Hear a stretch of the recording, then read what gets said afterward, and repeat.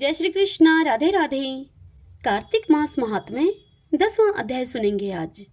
इस अध्याय में हम महर्षि सूत जी के द्वारा तुलसी मिश्रित जल से मुक्ति किस प्रकार होगी वह कथा सुनेंगे। तो आइए सर्वप्रथम भगवान का स्मरण करते हुए सब बोलिए, विष्णु भगवान की जय। ओम नमो भगवते वासुदेवाय।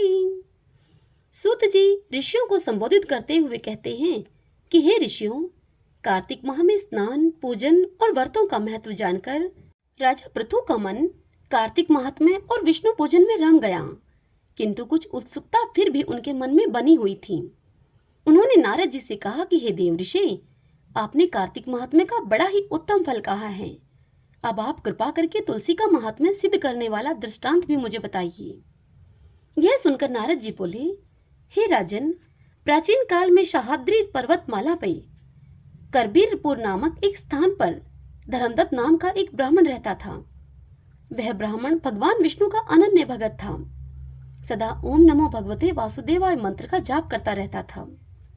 एक समय की बात है कि एक दिन जब रात्रि का प्रथम पहर शेष था, वह पूजन की सामग्री की थाली लेकर विष्णु के मंदिर की ओर चला। कुछ दूर जाने पर अचानक अपने सामने से आती हुई उन्होंने एक राक्षसी को देखा, जिसकी दशा बड़ी ही विचित्र और भयानक थी। उसकी देह पर कोई वस्त्र नहीं था। उस राक्षसी की आंखें लाल और दांत टेढ़े मेढ़े थे। उस भयानक राक्षसी को देखकर धर्मदत्त भय के मारे कांपने लगे। घूर घूर के देखती और घूर घूर की आवाज करती हुई वह राक्षसी ब्राह्मण देव की ओर बढ़ी। धर्मदत्त के पास अपनी रक्षा के लिए कोई अस्त्र शस्त्र तो था नहीं, अतः उसने पूजन के थाल में रखा हुआ तुलसी मिश्रित जल वह जल लेकर उस राक्षसी पर फेंका। इससे उस राक्षसी के सभी पाप नष्ट हो गए। उस राक्षसी को सद्बुद्धि आ गई। वह हाथ जोड़कर धर्मदत्त से क्षमा याचना करने लगी और फिर वह धर्मदत्त के कदमों में लौट गई। धर्मदत्त बड़ा ही दयालु हृदय था।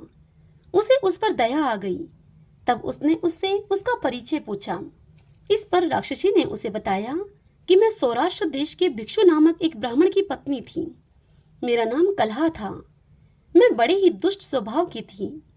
कभी भी मैंने अपने पतिव्रत धर्म का पालन नहीं किया और सदा ही अपने पति से कलेश किया करती थी। उसे उचित ढंग से भोजन भी नहीं देती। ब्राह्मण मुझे बहुत समझाता था, लेकिन मैंने उसकी कभी एक भी बात नहीं सुनी। अंत में मुझसे दुखी होकर उसने दूसरा विवाह करने का विचार किया।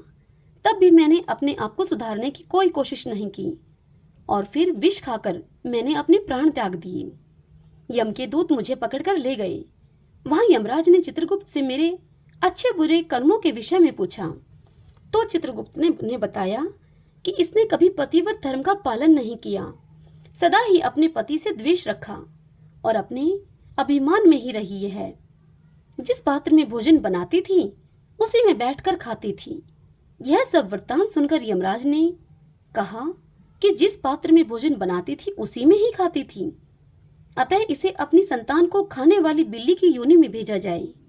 यह अपने पति से द्वेष रखती थी, अतः इसे विष्ठा खाने वाली शुक्री की योनि में भेजा जाए। इसने आत्महत्या की है, इसके दंड स्वरूप इसे राक्षसी की योनि में भेजा जाए। इस प्रकार हे ब्राह्मण, मैंने अनेक वर्षों तक बिल्ली और शुक्री की योनियों को भोगा है। अब मैं राक्षसी की योनि में हूँ और कष्ट भोगती हुई आज आपके सामने आई हूँ। हे ब्राह्मण, आपके द्वारा तुलसी मिश्रित जल छिड़कने से मेरे सभी पाप नष्ट हो गए हैं। अब कृपा करके मुझे इस घृणित देह से छुटकारा पाने का भी कोई उपाय बताइए। तब धर्मदत्त ने कहा कि तुम्हारा दुख देखकर मैं भी बहुत दुखी हूँ। प्रेत योनि में दान, तप, तीर्थ अथवा धार्मिक कार्य नहीं हो सकते और तुम्हारे पाप भी बहुत अधिक हैं। अतः मैं श्री हरिप्रिया तुलसी से प्रार्थना करता हूँ कि मैंने जो कार्तिक व्रत किए हैं उनका आधा पुण्य तुम्हें मिले और तुम उत्तम गति को प्राप्त हो। ऐसा कहकर धर्मदत्त ने उस पर दोबारा से तुलसी मिश्रित जल को छिड़का तथा साथ ही ओम नमो भगवते वासुदेवाय भगवान श्री कृष्ण का यह 12 अक्षर मंत्र भी पढ़ा। इस प्रकार वह राक्षसी प्रेत योनि से मुक्त होकर सुंदर एवं रूपवती हो गई। तब उसने धर्मदत्त को दोनों हाथ जोड़कर नमस्कार किया और प्रसन्नता से धर्मदत्त को बोली, हे ब्राह्मण, पाप की अग्नि में जलती मुझ पापिन को आपने शीतल जल रूप होकर बचा लिया है। आप धन्य हैं।